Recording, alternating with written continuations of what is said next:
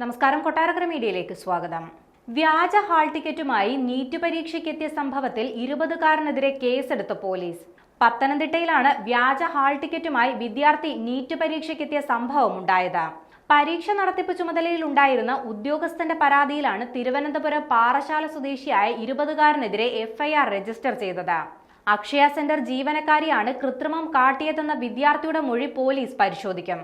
കേസിലെ ദുരൂഹത നീക്കാൻ ജീവനക്കാരിയെ വിശദമായി ചോദ്യം ചെയ്യും.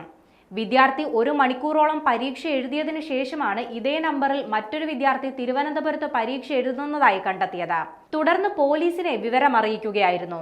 വിദ്യാർത്ഥിയുടെ മാതാവ് നെയ്യാറ്റിൻകരയിലെ അക്ഷയ സെന്ററിലെത്തുകയും പരീക്ഷയുടെ അപേക്ഷ സമർപ്പിക്കാൻ ജീവനക്കാരിയെ ചുമതലപ്പെടുത്തുകയും പണം നൽകുകയും ചെയ്തുവെന്ന് പോലീസ് പറയുന്നുണ്ട്. പിന്നീട് അക്ഷയ സെന്റർ ജീവനക്കാരി കുട്ടിയുടെ അമ്മയുടെ ഫോണിലേക്കാണ് ഹാൾ ടിക്കറ്റ് അയച്ചു കൊടുത്തതെന്നാണ് മൊഴി. തൈക്കാവ് VHSS പരീക്ഷാ സെന്ററിലാണ് വിദ്യാർത്ഥി വ്യാജ ഹാൾ ടിക്കറ്റുമായി പരീക്ഷയ്ക്കെത്തിയത്.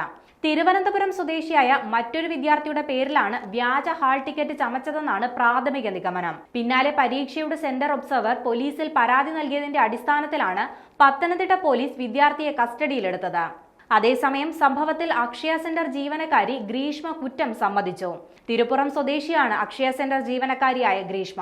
നെയ്യാറ്റിൻകരയിലെ അക്ഷയ കേന്ദ്രത്തിലാണ് വ്യാജ ഹാൾ ടിക്കറ്റ് ഉണ്ടാക്കിയത്. വിദ്യാർത്ഥിയുടെ അമ്മയാണ് നീറ്റ് പരീക്ഷയ്ക്ക് അപേക്ഷിക്കാൻ അക്ഷയ സെന്ററിൽ എത്തിയത്. എന്നാൽ താൻ അപേക്ഷ നൽകാൻ മറന്നുപോയെന്നും പിന്നീട് ഹാൾ ടിക്കറ്റ് എടുക്കാൻ കുട്ടിയുടെ അമ്മ എത്തിയപ്പോൾ വ്യാജ ഹാൾ ടിക്കറ്റ് തയ്യാറാക്കി നൽകുകയായിരുന്നുവെന്നുമാണ് ഗ്രീഷ്മ പോലീസിനോട് പറഞ്ഞത്.